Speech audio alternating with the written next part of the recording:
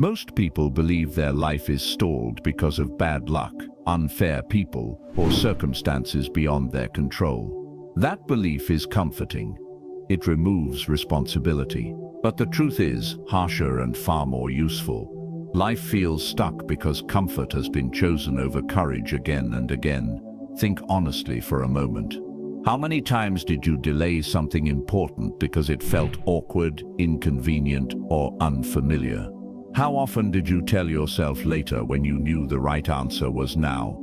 That pause, that quiet hesitation doesn't feel dangerous, but it slowly erodes your potential. It doesn't attack loudly, it drains silently. The Stoics warned about this. They understood that resistance doesn't come as fear alone. It comes disguised as reason, as patience, as preparation. And while you wait, life keeps moving. Tomorrow feels safe because it asks nothing from you today, but tomorrow is rarely a gift. It's often an excuse, a soft lie that allows you to avoid the discomfort of becoming who you're meant to be. If something inside you feels unsettled right now, that's not weakness, that's awareness. And awareness is the beginning of change. Time doesn't disappear dramatically. You don't lose it all at once. It leaks away quietly, in moments you postpone, promises you break to yourself, decisions you delay because fear feels smarter than action. We convince ourselves the future is generous, that it's waiting patiently, but it isn't. The future is just a shadow created by what you do or refuse to do right now. Seneca said it clearly. Fools are always getting ready to live, not because they lack dreams, but because they never make them urgent. They don't reject their goals. They simply never commit to them. Not yet, not now. Maybe someday, but someday isn't a plan. It's avoidance with better branding. We wait for confidence. We wait for clarity. We wait for motivation to arrive fully formed. But those things don't come first. They follow action. Life does not pause until you feel ready. It demands movement while you're unsure, progress while your hands are shaking. Chaos isn't blocking your path. It is the path. Marcus Aurelius didn't remind himself that life was short to create fear. He did it to sharpen focus. You could leave life right now, he wrote. Let that determine what you do and say and think.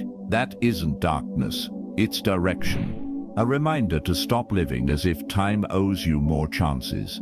This isn't only about massive ambitions, it's about small truths you avoid, conversations you delay, work you keep circling but never begin. Those things aren't waiting on better conditions, they're waiting on you. Most excuses are just fear wearing the mask of logic.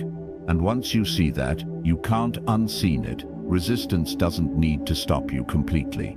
It only needs to convince you to wait a little longer. One more day, one more excuse.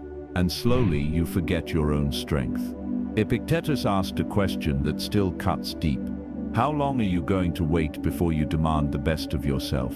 That isn't pressure, it's an invitation. Because this isn't about perfection. It's about honesty, about admitting how long you've rehearsed a life you never stepped into.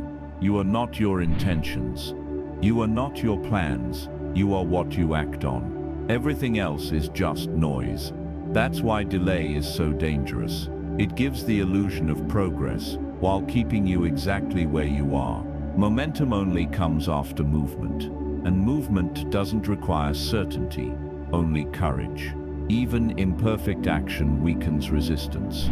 The moment you move, the fog begins to lift. Resistance survives in stillness. It suffocates in motion. Perfectionism is one of its favorite disguises.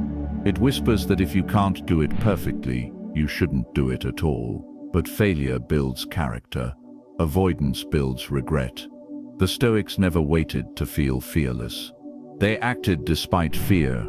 Discipline wasn't emotional. It was practiced, again and again.